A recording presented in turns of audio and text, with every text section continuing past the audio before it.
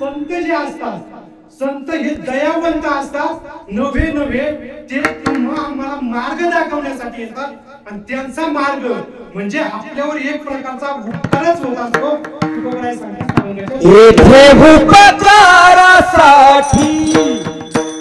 येथे उपकारासाठी, येथे उपकारासाठी, येथे उपकारासाठी, येथे उपकारासाठी, येथे उपकारासाठी, येथे उपकारासाठी, येथे उपकारासाठी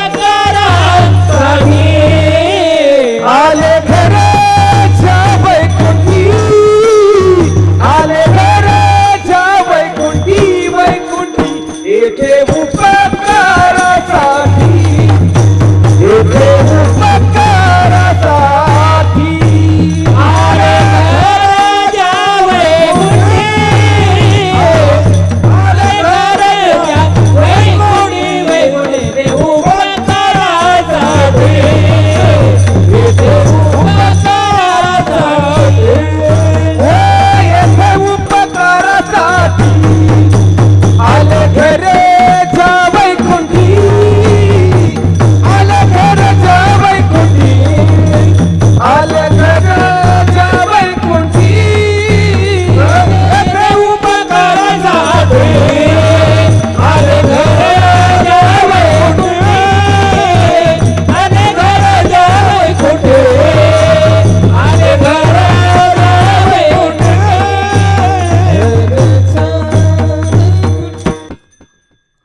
येथे उपकारासाठी आले घरच्या वैकुंठी. ते उपकार करण्यासाठी स्वतः येत असतात महाराज. आणि त्यांचं जे ठिकाण जे आहे ते कुठून आलेले असतात, निश्चित पत्ता सांगितलेला आहे की वैकुंठावरून ते येत असतात. हे संतांचं दुसरं लक्षण सांगितलेलं आहे. कशासाठी येत असतात तर ते उपकार करण्यासाठी येत असतात. काय असतं महाराज, उपकार करणं एवढं सोपं नाही. तुका म्हणे फार थोडा तरी परोपकार, थोडा तरी परोपकार करा. करतो का आपण? आपल्याकडे एखादं म्हणजे शेतकरी असेल, फावडं मागायला जरी आला तरी म्हणतो आमचं बाळात राहील. म्हणजे उपकार करणं हे थोडं सुद्धा आपल्याला जमत नाही.